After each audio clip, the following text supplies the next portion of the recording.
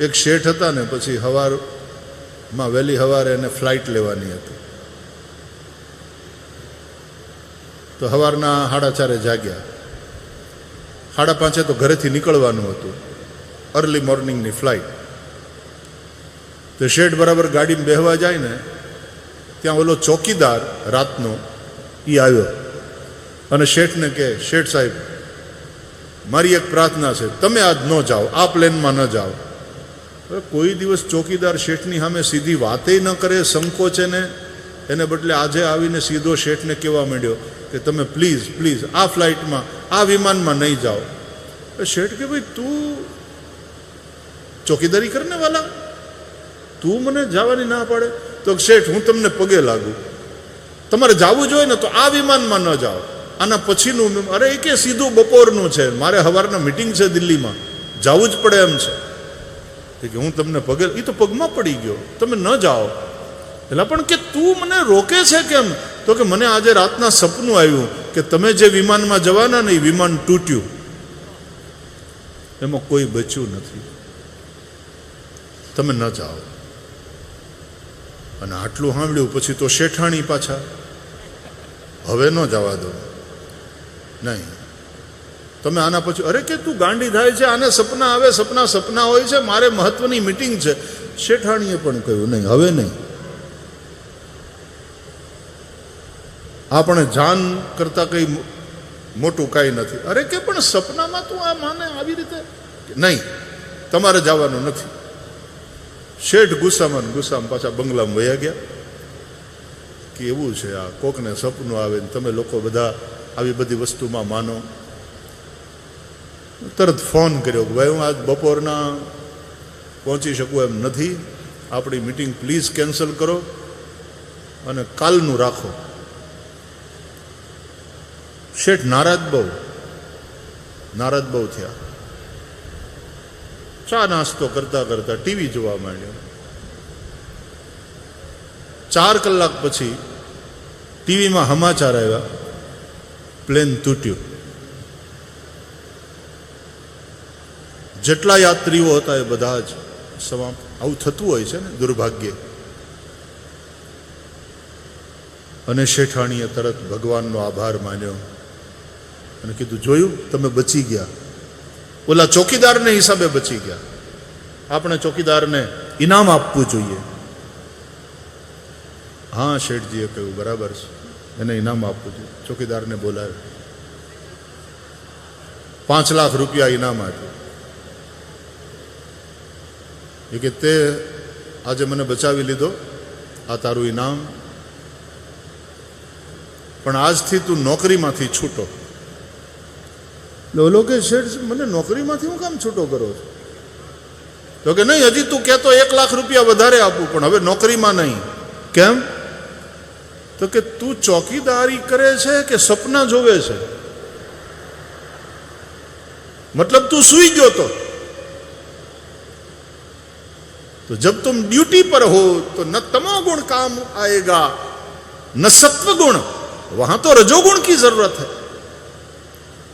તમે જ્યારે નિદ્રામાં હોય ત્યારે તમને તમોગુણની જરૂર હોય છે, નહીં તો પડખા બદલ્યા જ કરશો ને ઊંઘ આવશે નહીં. અને તમે જ્યારે કથામાં હોય, તમે જ્યારે ભગવાનની ભક્તિમાં હોય ત્યારે ત્યાં સત્વગુણની જરૂર પડે. તો કયા ગુણની જરૂર ક્યાં પડે છે, મહત્વ એનું છે. યશોદા મૈયા એટલે જાણે સત્વનો સમુદ્ર લાલજીને ખોળામાં લઈ અને માં બેઠા છે, દૂધ પાય છે.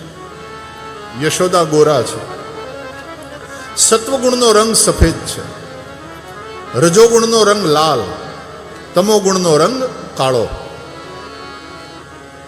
આખી આ સૃષ્ટિ છે ને એ ત્રિગુણાત્મિકા પ્રકૃતિનું સ્વરૂપ છે. ક્યાંક સફેદ, ક્યાંક લાલ, ક્યાંક કાળો. તમે યજ્ઞ કરો ને, બ્રાહ્મણો યજ્ઞની વેદી બનાવે, જેને તમે હવન કુંડ કહો છો. એના 3 સ્ટેપ હોય છે.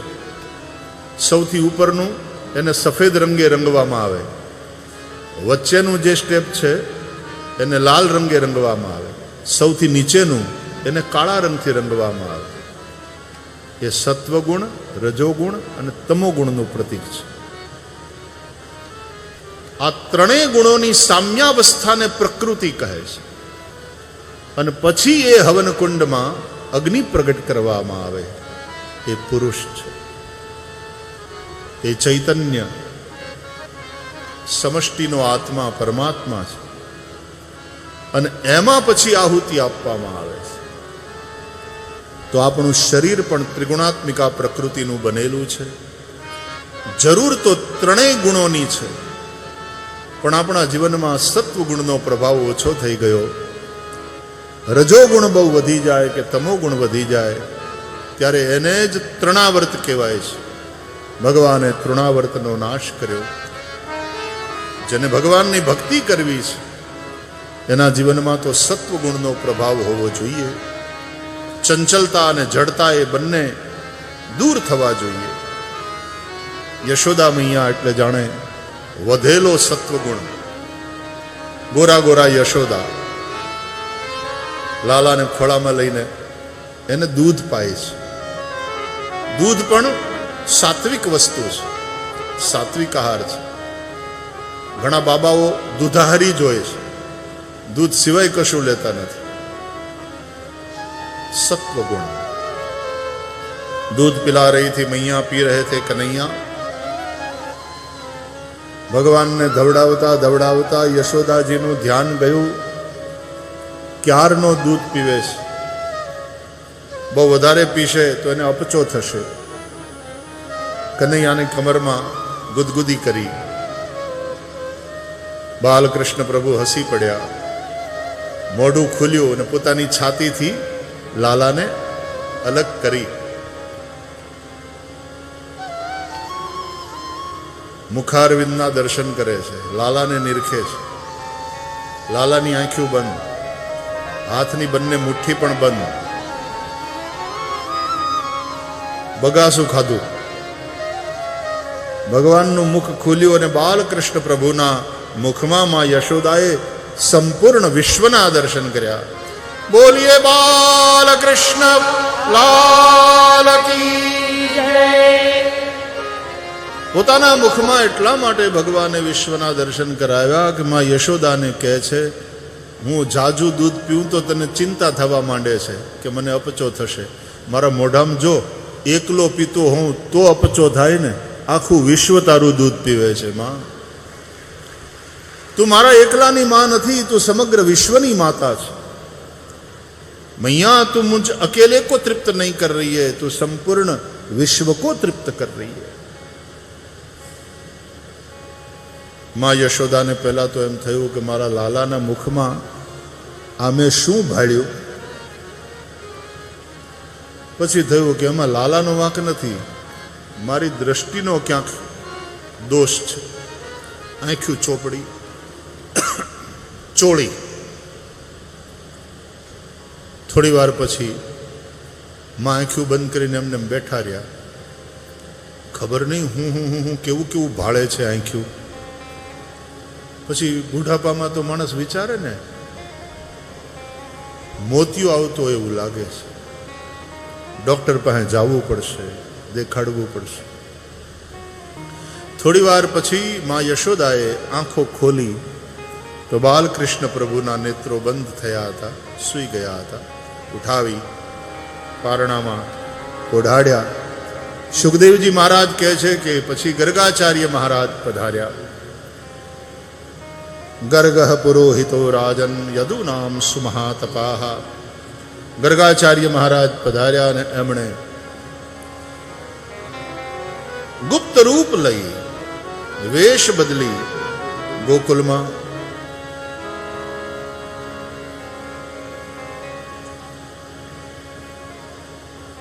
ભાઈ હમણાં ચેક કરવાનું રહેવા દો, પછી કરજો.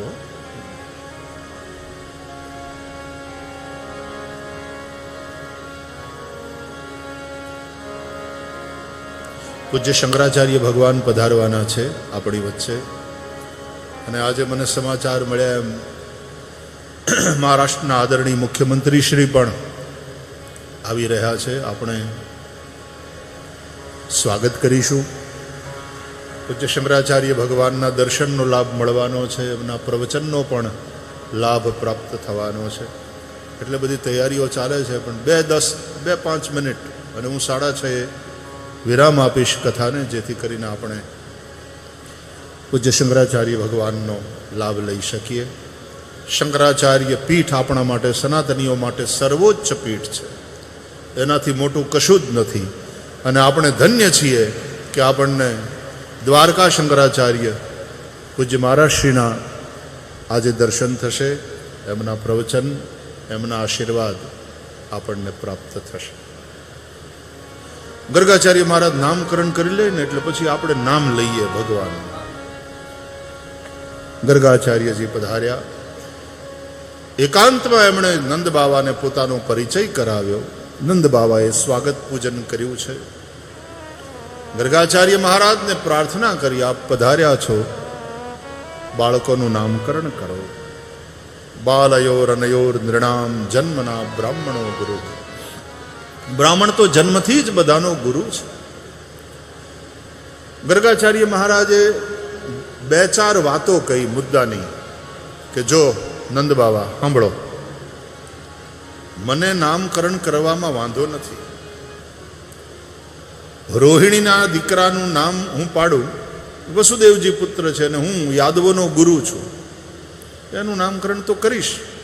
પણ તમારા લાલાનું પણ નામકરણ કરું તો એક તો હું યાદવોનો ગુરુ, બીજું તમે અને વસુદેવજી મિત્ર, ત્રીજું કંસ છે દુષ્ટ, અને ચોથું જ્યારથી યોગમાયાના વચનોને સાંભળ્યા છે ત્યારથી કંસના મનમાં એવી શંકા છે, દેવક્યામ અષ્ટમો ગર્ભો ન સ્ત્રી ભવિતુમ અર્હતિ. દેવકીનો 8મો ગર્ભ, જેનાથી મારું મૃત્યુ, એ સ્ત્રી ન હોઈ શકે. એટલે જેને મેં મારી નાખી, દેવકીની 8મી પુત્રી સમજીને, એ દેવકીનો 8મો ગર્ભ હોય એવું લાગતું નથી. આ બધા મુદ્દાઓને ધ્યાનમાં રાખતા જો હું તમારા બાળકનું પણ નામકરણ કરીશ, તમે મોટા ઉત્સવ કરશો, ચારે બાજુ વાત ફેલાશે, અને એમાં સોશિયલ મીડિયાનો જમાનો હોય, પછી શું કહેવાનું? એમાં તો આમ આગની જેમ વાત ફેલાય. અને કંસને જો ખબર પડી તો કંસ વિચાર કરશે કે ગર્ગાચાર્યજી તો યાદવોના કુલ પુરોહિત, અને એ નંદ બાવાના છોકરાનું નામકરણ શું કામ કરે? એટલે સુતમ મયા સંસ્કૃતમ તે મન્યતે દેવકી સુતમ. કંસ તમારા લાલાને દેવકીનો 8મો પુત્ર માની લેશે અને પછી એને મારવા માટે કંઈક કરે. એના કરતા આ રહેવા દો. યશોદાજીએ કહ્યું, મહારાજ તમારી વાત સાચી, સમજાય છે, પણ નામકરણ તો આપ જ કરો. એમ કરીએ, આમ તો મારો લાલો પડખું ભરતા શીખ્યો તો મેં આખું ગામ જમાડ્યું હતું. નામકરણનો ઉત્સવ મોટે પાયે થાય એવી ઈચ્છા હતી, પણ આપ કહો છો તો હવે હાવ ઘર મેળે પતાવી લઈએ. કોઈને બોલાવવા નથી, કોઈ ઉત્સવ કરવો નથી, પણ નામકરણ સંસ્કાર વિધિપૂર્વક આપના દ્વારા થાય એવી ઈચ્છા છે. ગર્ગાચાર્યજી મહારાજે સંમતિ આપી. ગૌશાળામાં પાટલા નખાયા, દેવ સ્થાપન થયા, તોરણ બંધાયા, રંગોળીઓ પુરાણી. યશોદા અને રોહિણી બંને માતાઓ સુંદર વસ્ત્ર અલંકાર ધારણ કરી પોતપોતાના લાલાને લઈ અને આવ્યા. ગર્ગાચાર્ય મહારાજ બેઠા છે, નંદબાવા બેઠા છે, ઘરના થોડા સેવક સેવિકાઓ એ જ માત્ર હાજર છે, બીજું કોઈ નહીં. રોહિણી પુત્ર મોટા છે. ગણેશ સ્મરણ કરી પ્રારંભિક સ્વસ્તિ પુણ્યાહ વાચન આ બધું પતાવી અને પછી રોહિણીના દીકરાનું નામ પહેલા પાડ્યું. અયમ હિ રોહિણી પુત્રો રમયન સુહૃદો ગુણૈઃ આખ્યાસ્યતે રામ ઇતિ બલાધિક્યાત બલમ વિદુઃ. આજે રોહિણી પુત્ર છે. પોતાના ગુણો દ્વારા સૌને રમાડે, રાજી કરે, પ્રસન્ન કરે એવો છે, માટે રામ. આ બહુ બળુકો થવાનો, બહુ બળવાન થવાનો, માટે બલ. આ રોહિણીનો દીકરો માટે રૌહિણેય. અને આ યાદવોની એકતાને, યુનિટીને ટકાવી રાખશે માટે સંકર્ષણ. 4 નામ આપ્યા: રૌહિણેય, બલ, રામ, સંકર્ષણ. પછી યશોદાના લાલાનું નામકરણ કરવા માટે ગર્ગાચાર્ય મહારાજે યશોદાના લાલના દર્શન કર્યા. યશોદાના ખોળામાં પરબ્રહ્મ પરમાત્મા છે અને ગર્ગાચાર્ય બ્રહ્મ જ્ઞાનીઓમાં શ્રેષ્ઠ છે. જોતાની સાથે ઓળખી ગયા અને બોલ્યા, ઇનકે નામ અનેક અનુપા. ઇનકે નામ અનેક અનુપા. ઇનકે નામ અનેક અનુપા. ઇનકે નામ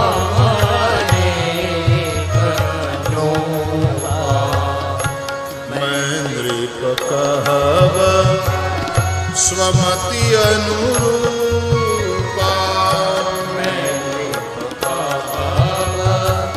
स्वमति अनुरूपा. इनके नाम अनेक अनुरूपा. इनके नाम अनेक बहुनि सन्ति नामानि रूपाणि च सुतस्य ते गुणकर्मानुरूपाणि तान्यहं वेद न जानामि. इनके नाम अनेक अनुरूपा. રામાયણની ચોપાઈઓ અને ભાગવતના શ્લોકો નામકરણના સાથે સાથે જાય છે. નંદ બાવા, તમારા લાલાનું નામ હું શું પાડું? આના તો હજારો હજારો નામ છે, આના અનેક રૂપ છે, આના અનેક નામ છે. દરેક યુગમાં તમારો આ લાલો પ્રગટ થાય છે. સતયુગમાં પ્રગટ થાય ત્યારે એનો વર્ણ શુક્લ વર્ણ હોય. શુક્લ એટલે સફેદ. ત્રેતામાં એનો વર્ણ રક્ત લાલ. દ્વાપરમાં પીળો. અને હવે આ દ્વાપર પૂરો થવાનો, કળિયુગ થોડા સમય પછી શરૂ થશે. કળિયુગમાં ભગવાનનો રંગ કાળો. ઇદાનીમ કૃષ્ણતામ ગતઃ. અને એટલા માટે આનું નામ એના વર્ણના આધારે પાડું છું, કૃષ્ણ. કૃષ્ણનો એક અર્થ છે કાળો. એટલા માટે કળિયુગમાં શાસ્ત્રી રીતે ભગવાનની મૂર્તિ કાળી, કાળા પથ્થરમાંથી, શાલગ્રામ શિલામાંથી બનાવવામાં આવે. દક્ષિણમાં તમે જાઓ તો બધા જ દેવતાઓની મૂર્તિ કાળી, કાળા પથ્થરમાંથી જ હોય. તો કૃષ્ણનો એક અર્થ થાય કાળો, ધ બ્લેક વન. બીજો અર્થ કર્ષતિ ઇતિ કૃષ્ણ, જે ખેંચે છે, આકૃષ્ટ કરે. સફેદ રંગ હોય ને એ કાંઈ રાખે નહીં, રિફ્લેક્ટ કરી નાખે. કાળો રંગ હોય એ બધું જ ખેંચી લે. કર્ષતિ ઇતિ કૃષ્ણ. એટલે ઉનાળામાં કાળા પથ્થરના પગથિયા હોય ને તમારે ઉઘાડે પગે મંદિરની સીડીઓ ચડવાની હોય, બળી જાય તળિયા. પણ જો આરસ પાણ હોય ને તો થોડો ઓછો તપે. કાળો રંગ બધું ખેંચી લે. કર્ષતિ ઇતિ કૃષ્ણ. એમ શ્રી કૃષ્ણ બધું ખેંચે.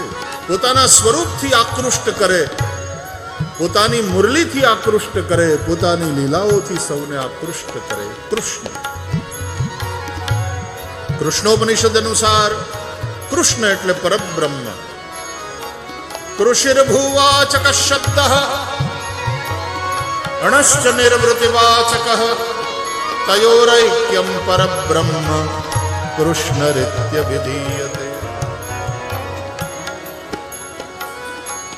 કૃષ્ણ એટલે સદાનંદ, કૃષ્ણ એટલે નિત્યાનંદ. બોલીએ બાલ કૃષ્ણ ભગવાન, બોલીએ નંદલાલા કી, શ્રી વૃંદાવન વિહારી લાલ કી, સત્ય સનાતન ધર્મ કી.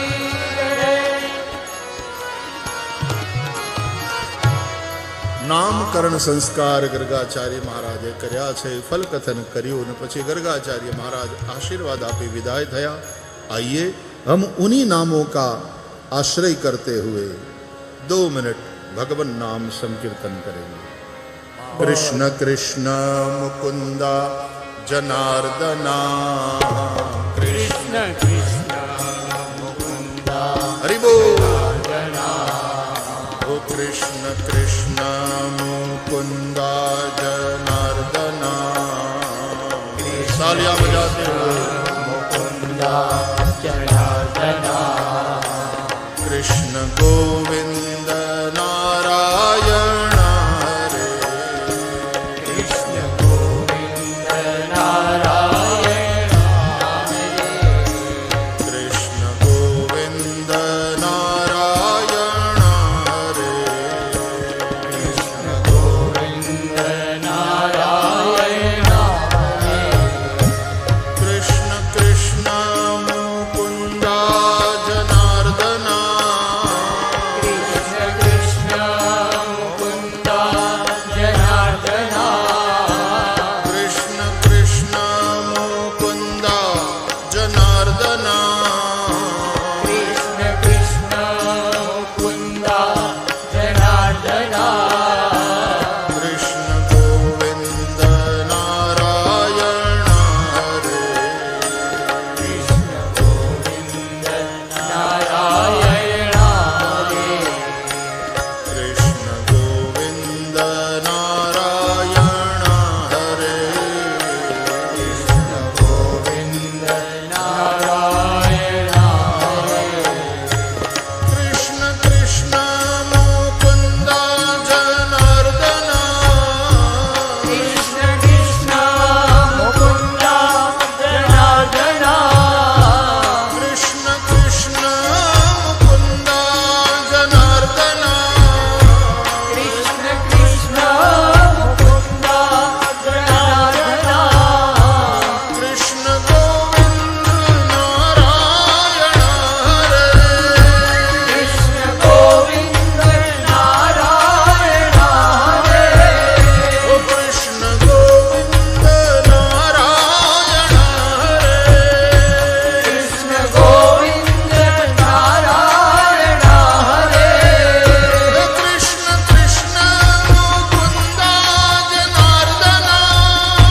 કૃષ્ણ કૃષ્ણ મુકુંદા જનાર્દના, દ્વારકાધીશ અને રૂકમણીજીના મંગલ વિવાહની પણ ઝાંકી કરો.